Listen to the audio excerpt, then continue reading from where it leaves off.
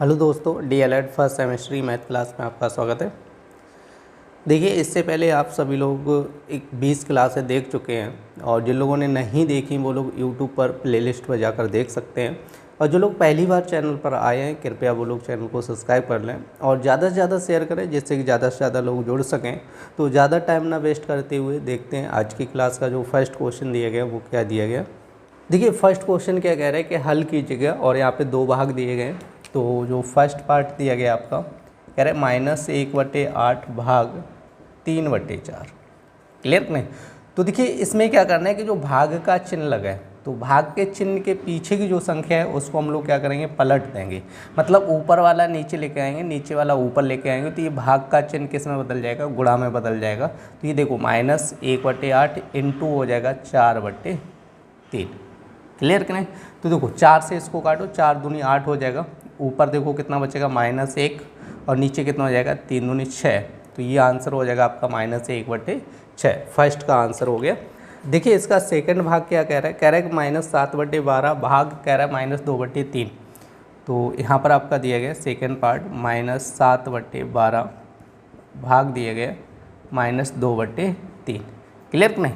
तो देखिए क्या करना है कि जो पीछे वाली संख्या है भाग की इसको पलट दीजिएगा। तो यहाँ पर क्या चिन्ह बन जाएगा, गुणा का। तो -7/12 इंटू इसको लिखेंगे 3 ऊपर आएगा 2 नीचे।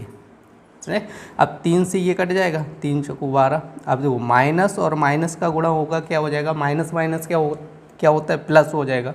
ठीक है, तो ऊपर क्या बनेगा 7 और नीचे क्या हो जाएगा 4 दूनी 8। तो इसका जो आंसर बनेगा वो बन जाएगा 7/8।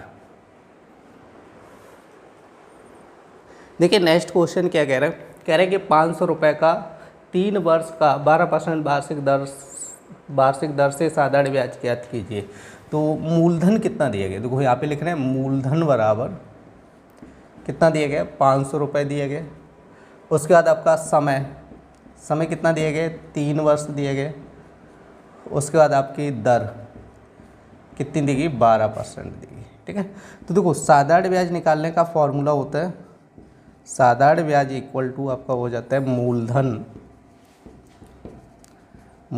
गुणे दर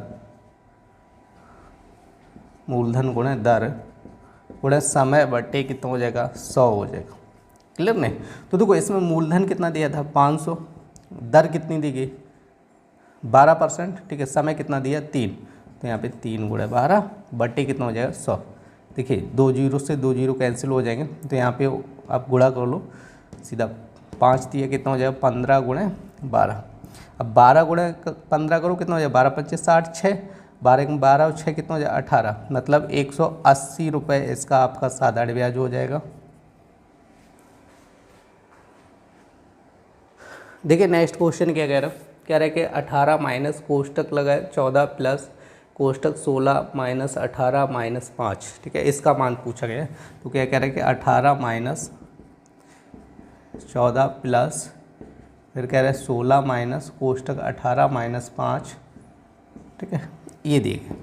तो देखो यहाँ पे क्या हो जाए 18 माइनस 14 प्लस, तो देखिए सबसे पहले आप लोग ध्यान रखना है, यदि तीनों कोष्टक आ जाते हैं, जैसे ये छोटा कोष्टक बोला जाता है, ठीक है, और इसको बोलते हैं मझला कोष्टक और ये बड़ा कोष्टक। ठीक है, तीनों कोष्टक यदि एक क्वेश्चन में लग के आते हैं, ठीक है, तो तीनों में सबसे पहले किसको हल किया जाता है, नंबर 1 पे सबसे छोटे वाले कोष्टक को हल किया जाता है। ठीक है, इसको क्या बोलते हैं, छोटा कोष्टक। क्या बोलते हैं, छोटा कोष्टक। दूसरे नंबर पे इसको हल किया जाएगा, इसको बोलते हैं मझला कोष्टक। ठीक है, तीसरे नंबर पे इसको हल किया जाएगा और इसको बोलते हैं बड़ा कोष्टक। क्लियर नहीं? तो ये 3 कोष्टक आप लोग ध्यान रखना है। ठीक है, तीनों कोष्टक यदि एक क्वेश्चन में लग के आ रहे हैं तो सबसे पहले आपको किसको हल करना होगा, छोटे कोष्टक को, उसके बाद मझले को, उसके बाद बड़े कोष्टक को। तो इस क्वेश्चन में छोटा कोष्टक यहाँ पर लगा है तो सबसे पहले इनको हल करना है। ठीक है, तो यहाँ तक पूरा क्वेश्चन ऐसे ही लिखना है आपको, 16 माइनस। ठीक है, अब इसको हल करना है। अब देखो 18 में से 5 गया कितना बचेगा आपका, 13 बचेगा। तो यहाँ पे 13 लिखना है, कोष्टक लगा देना है। ठीक है, तो फिर 18 माइनस, अब इसके बाद देखो कोष्टक कौन सा बचा है, मझला वाला हल करना है। तो 14 प्लस, अब इसको हल करना है। अब इसको जब हल करेंगे तो 16 में से 13 गया, कितना बचेगा 3, कोष्टक बंद हो जाएगा। उसके बाद देखो 18 माइनस, अब इस कोष्टक को हल करो, 14 + 3 कितना हो जाएगा आपका 17। अब 18 में से 17 गया तो कितना बचेगा 1 बचेगा, तो इसका आंसर हो जाएगा।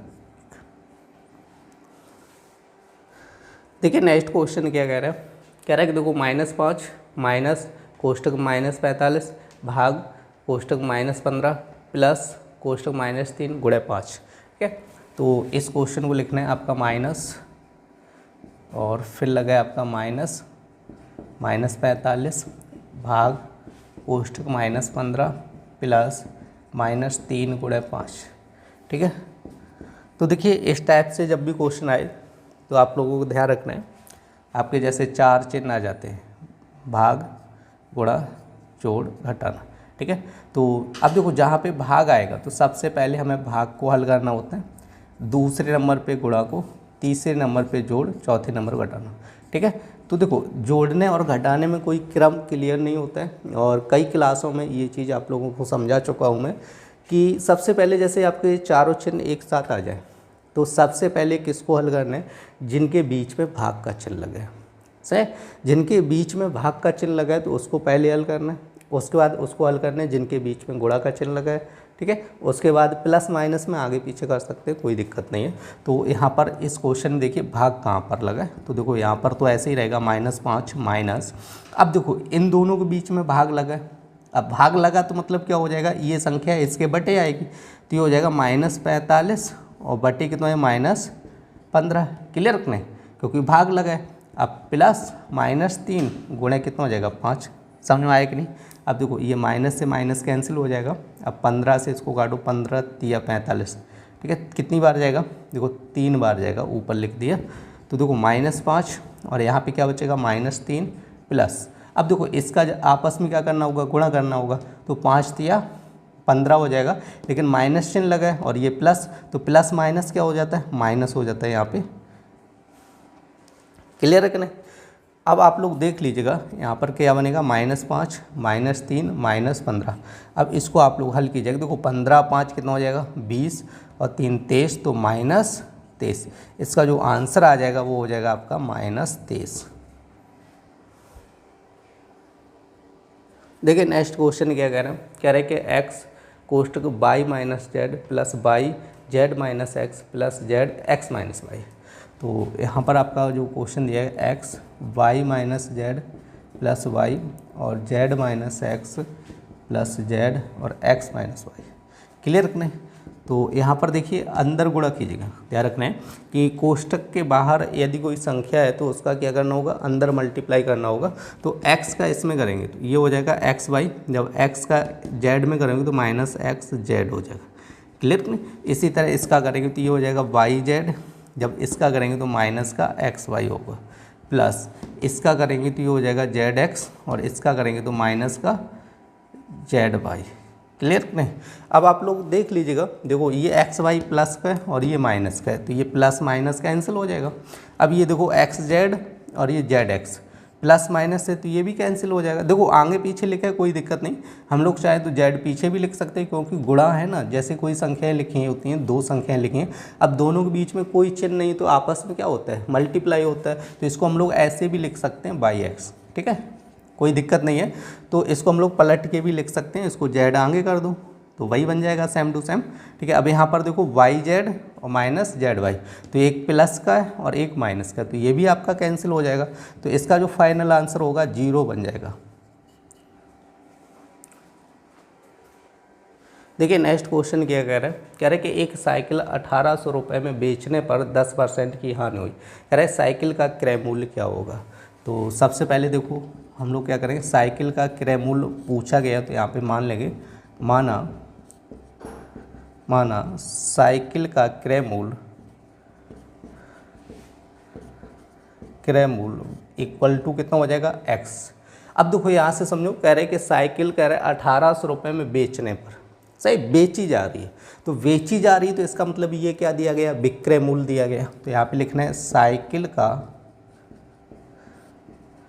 विक्रय मूल्य, साइकिल का विक्रय मूल्य। अब विक्रय मूल्य कितना दिया गया 1800 रुपये, समझे। साइकिल कितने में बेची जा रही है? 1800 रुपये में। अब 1800 रुपये में बेची जा रही तो कह रहे हैं 10% की हानि होती है, तो यहाँ पे लिखो हानि प्रतिशत। तो हानि प्रतिशत इक्वल टू कितना हो रहा है? 10% हो रहा है। क्लियर रखने, और हमेशा ध्यान रखने, देखिए इस टाइप से जब भी क्वेश्चन आते हैं तो लाभ हानि किस पर होता है? क्रय मूल्य पर होता है। हमेशा ध्यान रखना है, लाभ या हानि किस पर होगा? क्रय मूल्य पर। क्रय मूल्य मतलब होता है कि जो हम लोग खरीद के लाते हैं, ठीक है। क्रय मूल्य क्या होता है कि जैसे कोई दुकानदार किसी वस्तु को खरीद के लाया, ठीक है, खरीद के लाया, तो उसको बोला जाता है क्रय मूल्य, ठीक है। विक्रय मूल्य का मतलब हो जाता है बेचा गया का मतलब दुकानदार जितने में वस्तु बेचता है तो उसको बोला जाता है विक्रय मूल्य, ठीक है। लाभ हमेशा ध्यान रखो क्रय मूल्य पर ही निकाला जाएगा, सही। अब जैसे कोई दुकानदार है, अब किसी वस्तु को 1200 रुपये में खरीद के लाया, अब उसने 1400 में बेच दिया, तो आप लोग फ़ायदा देख सकते हो कितने रुपए की हो रही है? 200 रुपये की फ़ायदा हो रही। 1200 की खरीद के लाया, 1400 में बेच रहा है, तभी तो प्रॉफिट हो रहा है। तो इसका क्रय मूल्य कितना है? 1200। विक्रय मूल्य कितना है? 1400। समझा है कि नहीं है? अगर लाभ हानि निकालना है तो हमें किस पे निकालना होगा? क्रय मूल्य। क्लियर नहीं? तो हमेशा ध्यान रखना है कि जो लाभ हानि निकलता है वो किस पर निकलेगा? क्रय मूल्य पर निकलेगा। तो यहाँ पर देखो लो क्वेश्चन के अनुसार यहाँ पे हम लोग हल करेंगे। इस पर कितनी हानि होती है? 10%। अब 10% किस पर होगी? क्रय मूल्य पर। तो देखिए यहाँ से क्या करना है कि आपका क्रय मूल्य दिया गया है x और हानि दे रहा है कितना? 10% हानि दे रहा है। तो देखो हमेशा ध्यान रखना है कि जब भी लाभ हानि होता है वो किस पर होता है? आपका क्रय मूल्य पर ही होता है। अब क्रय मूल्य कितना है? x है। अब देखो 10% हानि पर बेचता है, कितने पर बेचता है? 10% हानि पर। अब आप बताओ इसका मान के चलेंगे कितना होता है? 100। अब 100 में 10% हानि पर बेचेगा तो कितने में बेचा होगा उसने? 90 पर बेचा होगा। कितने में बेचा होगा? 90 पे। ध्यान रखना कि 100 जैसे 100 रुपये होते हैं, अब 100 में 10% हानि पर कोई व्यक्ति बेचेगा तो कितने में बेचा होगा? 90 में। इक्वल टू इसका प्राइस कितना बन रहा है? विक्रय मूल्य 1800। अब देखो इसको हल करने, 0 से 0 काट दो, इसका क्रॉस ऊपर और ये 9 कहाँ पे आएगा? नीचे आएगा। तो ये हो जाएगा 1800 गुणे 10 बट्टे कितना हो जाएगा? 9। तो 9 दूनी 18, 200 हो जाएगा। 200 गुणे 10 कितना हो जाएगा? 2000, ठीक है। तो x का मान कितना आया? 2000 आया। तो इसका मतलब हो गया इसका क्रय मूल्य कितना हो गया? साइकिल का क्रय मूल्य इक्वल टू कितना हो गया? 2000 रुपये। सही। साइकिल का क्रय मूल्य कितना आया? 2000 रुपये आया, और ये क्या हो गया? आपका आंसर हो गया। ये थी डीएलएड फर्स्ट सेमेस्टर की मैथ क्लास। उम्मीद करते हैं आप लोगों को पसंद आई होगी। यदि पसंद आई तो कृपया लाइक करें और ज़्यादा से ज़्यादा शेयर करें, जिससे कि ज़्यादा से ज़्यादा लोग जुड़ सकें। फिर मिलते हैं ऐसी नेक्स्ट क्लास में, तब तक के लिए धन्यवाद।